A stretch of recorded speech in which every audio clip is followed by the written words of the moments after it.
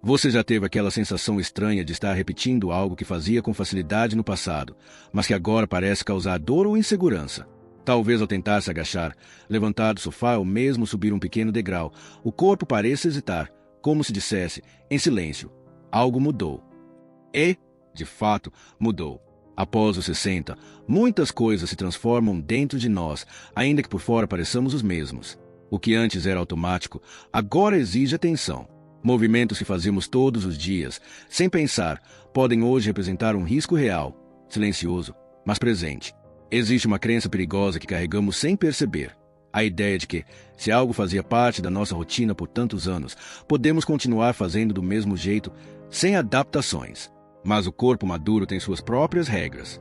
Ele exige escuta, cuidado e, acima de tudo, respeito. Não se trata de deixar de se mover, muito pelo contrário. Trata-se de reaprender a se mover com inteligência e amor próprio. É importante entender que o impacto de certos exercícios não é visível de imediato. A cartilagem, por exemplo, não envia sinais claros quando está sendo desgastada. Ela simplesmente vai desaparecendo aos poucos, silenciosamente, até que, um dia, sentimos dor, travamento ou até uma queda repentina. E então nos perguntamos, por que aconteceu isso, se eu sempre fiz esse movimento? A resposta está no tempo. O que era adequado aos 30 ou 40 anos pode ser perigoso aos 65 ou 70, especialmente se houver próteses, artrose ou histórico de quedas. Por isso, hoje eu te convido a olhar com carinho para os seus hábitos. Sem culpa, sem vergonha, apenas com coragem e gentileza. Porque mudar a forma como nos movemos não é sinal de fraqueza, é prova de sabedoria. Muitas quedas, muitas dores que parecem surgir do nada, na verdade vêm de uma prática antiga que já não combina com a fase atual do seu corpo. E não se preocupe, não vamos proibir o movimento. Vamos transformá-lo, torná-lo seu aliado novamente, com alternativas suaves, seguras e acessíveis para a sua realidade. E antes que o medo de cair te paralise, quero que saiba, não está sozinho. Há milhares de pessoas, assim como você, que estão redescobrindo a força e a liberdade de se mover com consciência. E é exatamente por isso que começamos este vídeo. Vamos seguir juntos, passo a passo, adaptando, respeitando e fortalecendo com calma e constância. Agora, respire fundo. Seu corpo pode, sim, aprender novos caminhos. E com a ajuda de Deus, você vai se surpreender com a sua capacidade de melhorar, mesmo depois dos 60. Poucas pessoas percebem que, com o passar dos anos, os joelhos deixam de ser apenas articulações funcionais para se tornarem verdadeiros termômetros da nossa longevidade. Eles sinalizam que o corpo aceita e o que já não tolera mais. Entre os movimentos mais perigosos, ainda assim mais comuns após os 60 anos, está o agachamento profundo feito sem nenhum tipo de suporte. Ele parece inofensivo. Afinal, agachar para pegar algo do chão ou sentar-se é algo que fazemos desde sempre. Mas o perigo está justamente nessa falsa familiaridade. Quando você desce além da capacidade das suas articulações, o joelho absorve uma carga que ele já não foi feito para suportar nessa fase da vida. E diferente de um músculo que avisa com dor, a cartilagem não grita, ela apenas se apaga. Silenciosa, ela vai sendo consumida a cada repetição mal feita, até que o desconforto se transforma em inflamação, e esta, em rigidez ou queda. E o pior, isso pode acontecer mesmo que você ache que está fazendo tudo como sempre fez. Muitos tentam forçar esse movimento como uma forma de manter a força, mas é como tentar regar uma flor delicada com um jato de mangueira. A intenção é boa, mas a forma machuca. E existe uma alternativa muito mais segura e eficaz para manter a força das pernas sem comprometer os joelhos: usar uma cadeira como suporte. Imagine que atrás de você é uma cadeira invisível.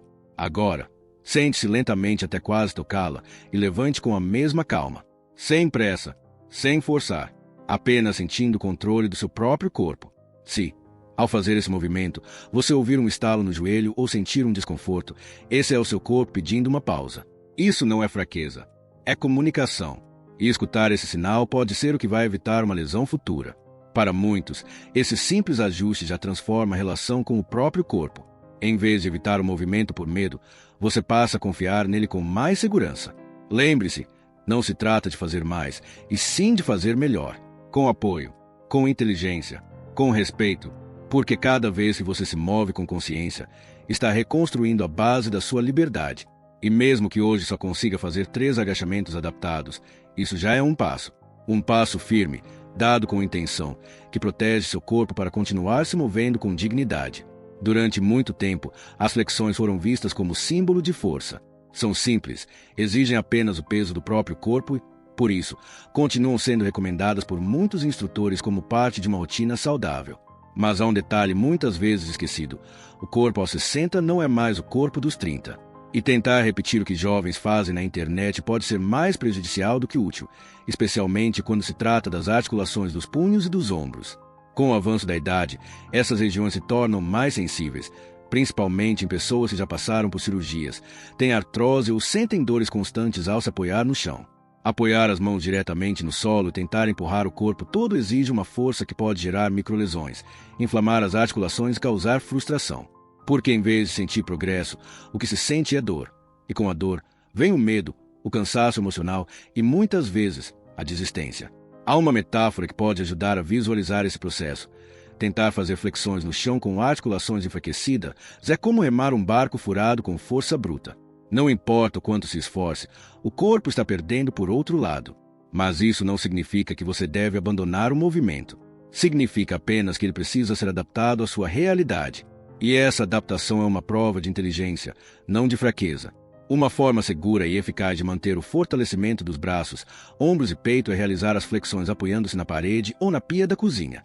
A posição vertical reduz a carga nas articulações e permite que o movimento seja feito com controle. Comece com poucos movimentos, devagar, sentindo a força se distribuir com equilíbrio. Se sentir qualquer desconforto, diminua a intensidade ou reduza a inclinação.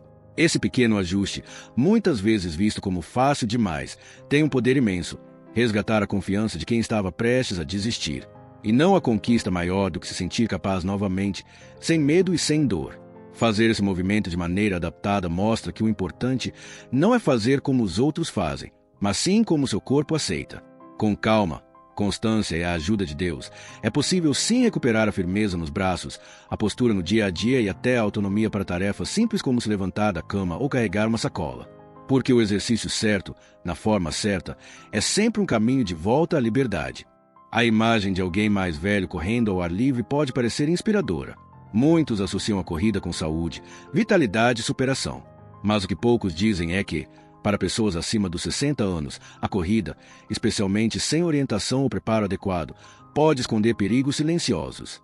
O impacto repetido da pisada no chão ou na esteira atinge diretamente articulações já fragilizadas, como tornozelos, joelhos e quadris. E esse impacto, acumulado dia após dia, pode acelerar processos de desgaste e gerar inflamações que demoram a cicatrizar. Para quem já tem artrose, osteopenia, prótese ou histórico de dores, correr sem avaliação adequada pode ser como insistir em subir uma escada com os degraus quebrados. A vontade de progredir é legítima, mas o caminho precisa ser reconstruído. Um sinal de que a corrida pode estar ultrapassando os limites do seu corpo é a presença de cansaço excessivo após o exercício, dor que dura mais de um dia, ou a sensação de que o movimento trava o quadril ou o joelho, mesmo em velocidades baixas. Esses sinais são alertas, não fraquezas. Mas isso não significa abrir mão de se movimentar. Muito pelo contrário. O segredo está na substituição inteligente. Um exemplo poderoso vem da técnica de caminhada nórdica, que utiliza bastões semelhantes aos de caminhada em trilhas.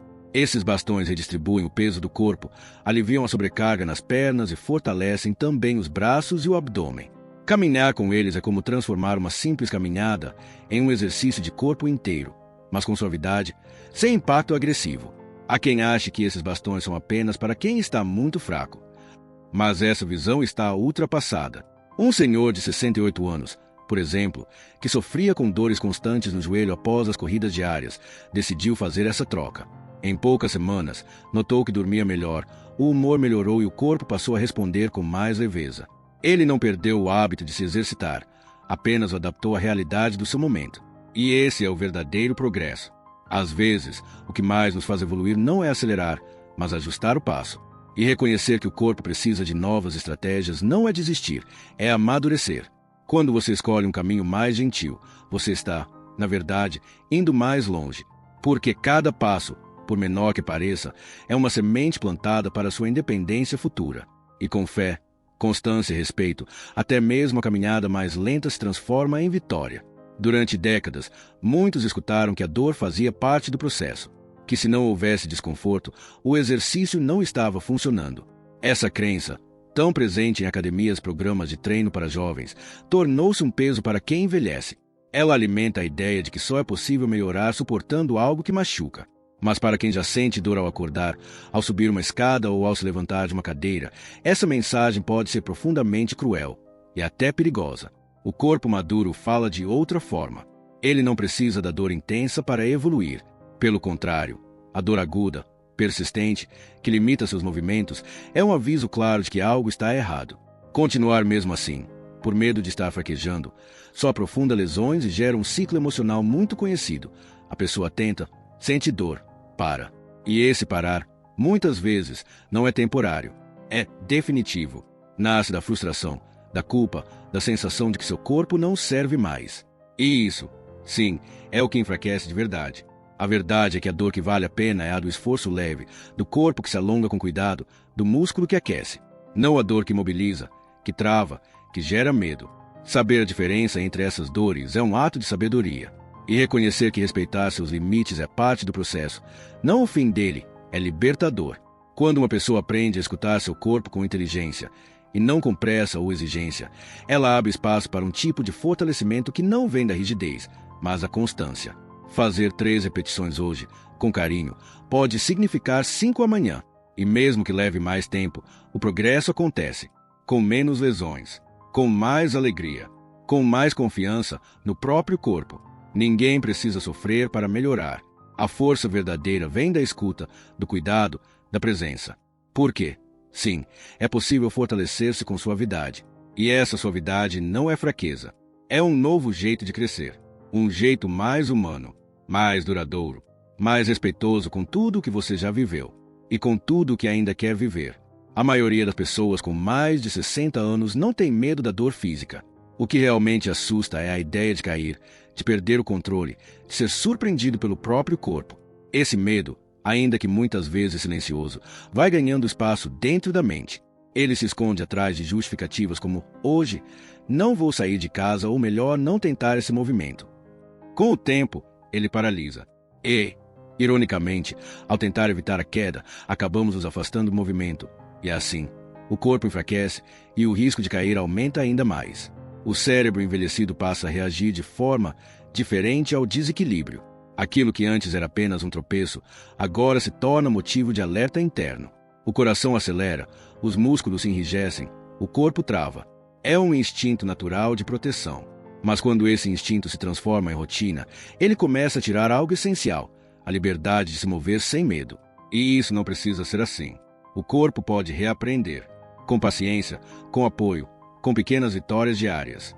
Uma maneira simples de recuperar a confiança é através de movimentos controlados que desafiam o equilíbrio de forma segura. Imagine que você está diante de uma cadeira ou parede firme.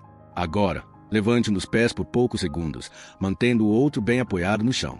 Apenas isso. Com o tempo, repita do outro lado. Esse pequeno desafio ajuda o corpo a se reorganizar. E, mais importante, mostra à mente que o chão ainda está lá, que o corpo ainda responde, que é possível se equilibrar sem medo. Outra prática poderosa vem do Japão. Lá, muitos idosos praticam andar lentamente dentro de casa, descalços, sentindo o chão com toda a planta dos pés. Eles não fazem isso para malhar, mas para reaprender a confiar no próprio corpo. Por quê? Às vezes, o que precisamos não é de mais força, é de mais escuta. É sentir que o corpo está presente, capaz, desperto. Viver com medo de cair é como andar sempre olhando para trás.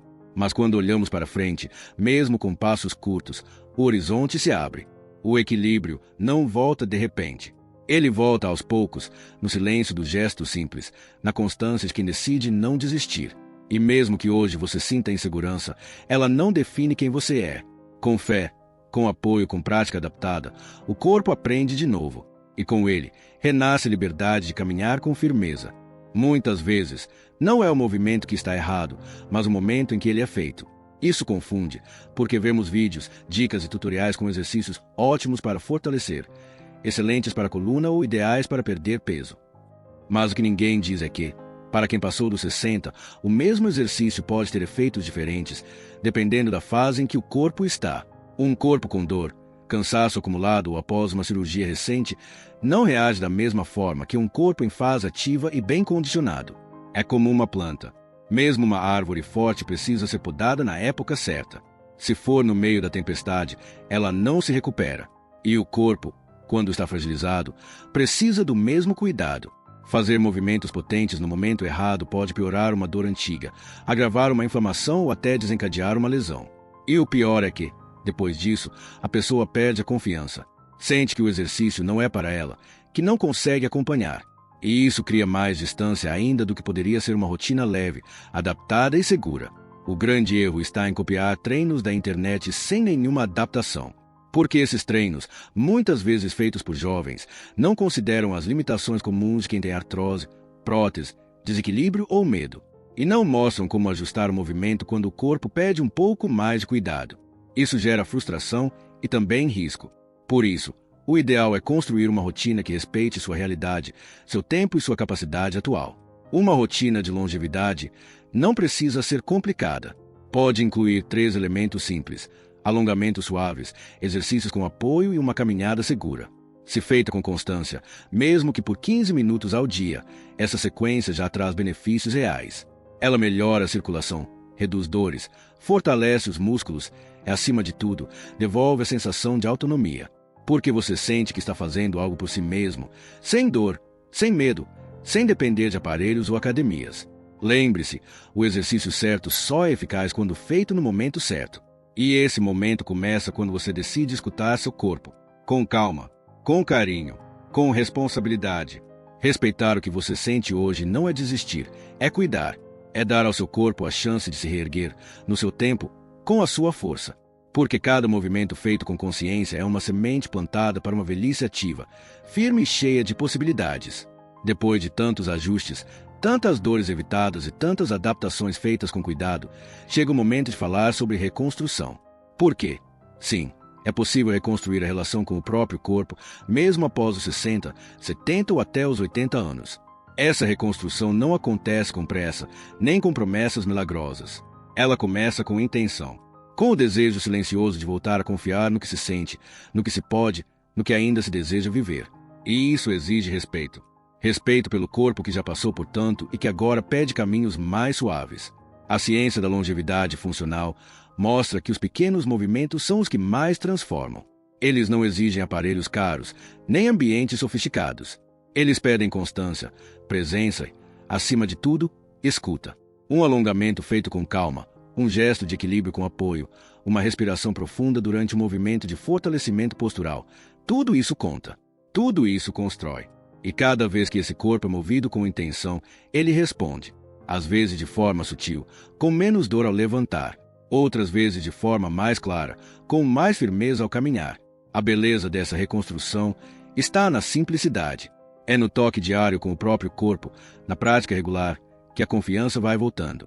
Porque não se trata apenas de músculos.